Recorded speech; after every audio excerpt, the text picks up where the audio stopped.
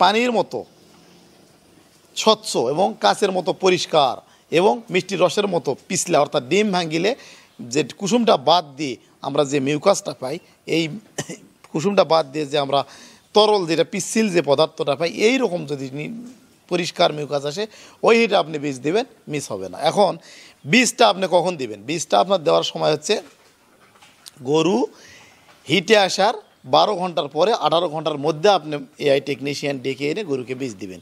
আপনার গরু সকালবেলা আপনি খামারে গিয়ে দেখলেন গরুটা হিটে আসছে। আসসালামু আলাইকুম দর্শক, আশা করতেছি আপনারা ভালো আছেন, সুস্থ আছেন।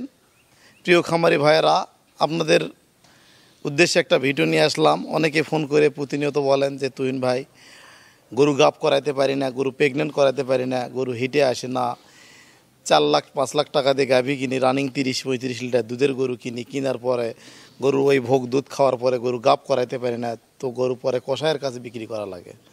তো কেন আপনি গাব করাইতে পারেন না? গরু কেন হিটে আসে না? গরু বারবার কেন হিটে আসে? এই কথাগুলা তুলে ধরবো এই ভিডিওর মাধ্যমে। তো আসেন একটা গরুর কাছে যায় কথা বলি।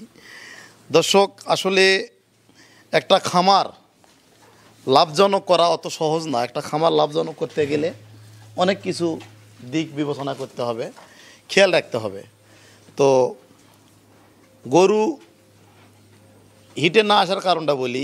আপনি যদি গরুকে সঠিক সময় কৃমিমুক্ত না করেন, প্রত্যেক 3 মাস অন্তর অন্তর গরুকে কৃমিনাশক ডোজ দেওয়ার নিয়ম। এখন আপনি যদি 6 মাস 1 বছর হয়ে গেছে গরুকে কৃমিমুক্ত করেন নাই, গরুকে পর্যাপ্ত খাবার দেন নাই, তাহলে গরু কখনো হিটে আসবে না। তো প্রথম যে বিষয়টা হচ্ছে কি, গরুকে সঠিক সময় কৃমির ডোজ দিতে হবে 3 মাস অন্তর অন্তর, এবং দানাদার খাবার যেটা বডি ওয়েট অনুযায়ী সেটা দিতে হবে। পাশাপাশি গরুকে পর্যাপ্ত পরিমাণ কাঁচা ঘাস দিতে হবে। যেমন এই গরুটার লাইভ ওয়েট ধরেন 500 কেজি, প্রত্যেক 100 কেজি বডি ওয়েটের জন্য 1 কেজি দানাদার খাবার দিতে হয়। তো এই গরুটা বডি ওয়েটের জন্য 5 কেজি সে দানাদার খাবার সে পাবে, তার হক। আর পাশাপাশি 2 কেজি দুধে 1 কেজি খাবার দানাদার খাবার দিতে হবে। তাহলে গরুটা দুধ দেয় 30 লিটার, তাহলে 15 কেজি দানাদার দিতে হবে। আর 5 কেজি বডি ওয়েটের জন্য দিতে হবে, দুধের জন্য 15 কেজি, তাহলে 20 কেজি দানাদার দিতে হবে। এখন আপনি যে 5 কেজি দানাদার সারাদিনে দেন, তো গরুটা দিন দিন শরীর থেকে দুধ নেমে যাচ্ছে, ক্যালসিয়ামের ঘাটতি হচ্ছে, গরু শুকিয়ে যাচ্ছে। গরু কি হিটে আসবে? কখনোই হিটে আসবে না। তারপর আপনার গরু কিনছেন, গরুর কৃমিমুক্ত করার কোনো আপনার নামগন্ধই নাই, কোনো স্মরণই নেই যে আপনি কবে কৃমিমুক্ত করেছেন। তো গরুর আপনি কৃমিমুক্ত করেছেন কি না এটাও আপনি জানেন না। তা আসলে গরুগুলোকে আমরা কৃমিমুক্ত করার সময় অবশ্যই ডোজটা যেদিন দিব আমরা খাতায় লিখে রাখবো। প্রয়োজনে প্রত্যেক গরুর গলায় গলায় বা কানে আমরা ট্যাগ করব, কত নাম্বার গরু, এত নাম্বার গরু এই তারিখে আমরা কৃমিমুক্ত করলাম। এটা 1 নম্বর গেল।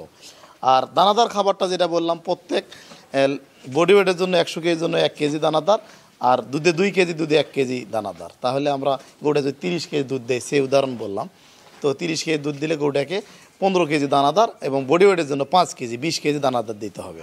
এখন বিষয়, যদি আপনি পর্যাপ্ত ঘাস দেন, সেক্ষেত্রে আপনার দানাদার খাবারটা কমায় দিলেই চলবে।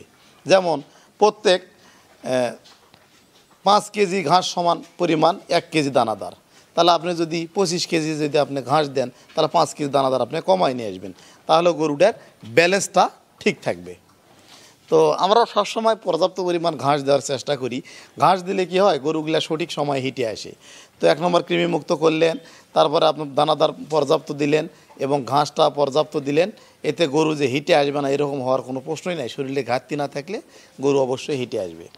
তো হিটে আসলো, অনেক খামারি ভাইরা বলে ভাই হিটে আসলে আমি বুঝি না। তো গরুর যদি আপনার শরীরটা যদি ঠিক না থাকে, গরুর শরীরে যে ব্যালেন্স ঠিক না থাকে, গরুর যদি পুষ্টির অভাব থাকে, সেক্ষেত্রে গরু হিটে আসলে গরু সামান্য 2-1 ফোঁটা মিউকাস আসবে। গরুর সামান্য মিউকাস আসলে গরু উত্তেজনা বোঝা যাবে না, বা ফল সিট বলে বা কম উত্তেজনা বলে। তো এখন যদি আপনার গরুটা যদি এরকম কম হিট বা কম উত্তেজনা করে, তখন আপনি কি করবেন? তো দর্শক, যদি কম উত্তেজনা করে সেক্ষেত্রে আপনি কি করবেন? সেক্ষেত্রে গরুটাকে আপনি কৃমিমুক্ত ডোজ দিবেন, দেওয়ার পর লিভার টনিক দিবেন, জিঙ্ক দিবেন। তো এই গরুটা যদি আপনি জিঙ্ক দেন, অনেক গরু সার্ভিস কম, চিকন, দুর্বল হয়। তো সার্ভিসটা চিকন দুর্বল হয়, সেক্ষেত্রে কী করবেন? জিঙ্ক সিরাপ, জিঙ্ক কেয়ার আছে, জিজবেট আছে, এ জিঙ্ক আছে, জিলবেট আছে, বিভিন্ন কোম্পানির জিঙ্ক রয়েছে। আপনার যে কোনো ভালো একটা কোম্পানির জিঙ্ক আপনি দিবেন। এ ধরনের গরুকে প্রতিদিন 150 মিলি বা 150 গ্রাম করে আপনি জিঙ্ক দিবেন। 150 মিলি যদি জিঙ্ক দেন পরপর একটানা 10 থেকে 15 দিন দিবেন। কিতে কী হবে, শরীরটা মসৃণ হবে, চকচকা হবে, সুন্দর হবে, জ্বরের স্বাভাবিক হবে, জ্বরের শক্তিটা বৃদ্ধি পাবে। পাশাপাশি ফল ছিট আসলে কি করবেন, রেনাসল AD3 বা ভিটা AD3 বা AD3E এই ধরনের আপনি ভিটামিনগুলা খাওয়াবেন হিটে আসার জন্য। প্রত্যেক এইরকম বডি ওয়েটের জন্য 50 মিলি করে দিবেন। মাঝারি গরু হলে 30 ml, ছোটো গরু হলে 20 ml করে দিবেন, বকনা গরু হলে 20 থেকে 30 ml করে দিবেন। একটানা 15 দিন আপনি এডি দিবেন, তাহলে গরুটা কিন্তু ফল সিট যেটা সেটা পুরা উত্তেজনা আসবে এবং পুরোপুরিভাবে হিটে আসবে। আর হিটে আসার লক্ষণ হচ্ছে, গরু যদি আপনার হিটে আসে, গরু হাম্বা হাম্বা রব করবে, অন্য গরুর উপর লাভ দিয়ে চলবে। যেমন একটা গরু, এই গরুটা যদি হিটে আসে, দাঁড়া, হিটে যদি আসে, এরকম কাছে গেলাম, লাভ দিয়ে আমার উপর উঠতে চায়, বা দুইটা ছাড়ে দিলেন, আর এক গরুর উপর লাভ দিল, তখন আপনি বুঝবেন যে গরুটা পরিপূর্ণভাবে সঠিকভাবে হিটে আসছে। আর সঠিক সময় গরুটা যদি সঠিকভাবে হিটে আসে, তখন কী হবে, মিউকাস নিঃসরণ হবে, অর্থাৎ জরায়ুটা ফুলে যাবে, ফুলে একটু নিচে নামবে বা ফুলবে। ফোলার পরে মিউকাসটা পানির মতো স্বচ্ছ এবং কাচের মতো পরিষ্কার এবং মিষ্টি রসের মতো পিছলা, অর্থাৎ ডিম ভাঙিলে যে কুসুমটা বাদ দিয়ে আমরা যে মিউকাসটা পাই, এই কুসুমটা বাদ দিয়ে যে আমরা তরল যেটা পিচ্ছিল যে পদার্থটা পাই, এই রকম যদি পরিষ্কার মিউকাস আসে, ওই হিটে আপনি বীজ দেবেন, মিস হবে না। এখন বীজটা আপনি কখন দিবেন, বীজটা আপনার দেওয়ার সময় হচ্ছে গরু হিটে আসার 12 ঘন্টার পরে 18 ঘন্টার মধ্যে আপনি AI টেকনিশিয়ান ডেকে এনে গরুকে বীজ দিবেন। আপনার গরু সকালবেলা আপনি খামারে গিয়ে দেখলেন গরুটা হিটে আসছে, তাহলে অবশ্যই সকালবেলা বীজ দেওয়া যাবে না। অনেকে কী করে, গরু হিটে আসলে গরুর মালিকের আর ঘুম ধরে না, খাওয়া নেওয়া সব বাদ, ডাক্তারকে ডাকেন, তাড়াতাড়ি বীজ দেন, গরু বীজ দেওয়া লাগবে, দেরি করা যাবে না। এই ভুলটা কখনোই না, এই ভুলটা করবেন না। গরু হিটে আসলে সকালবেলা AI কর্মীকে ডাকবেন, বলবেন ওনাকে যে সকালবেলা আমার গরুটা হিটে আসছে, উনি আপনাকে নির্ণয় করে দিবে কখন হিটে আসবে, বীজ দিতে হবে।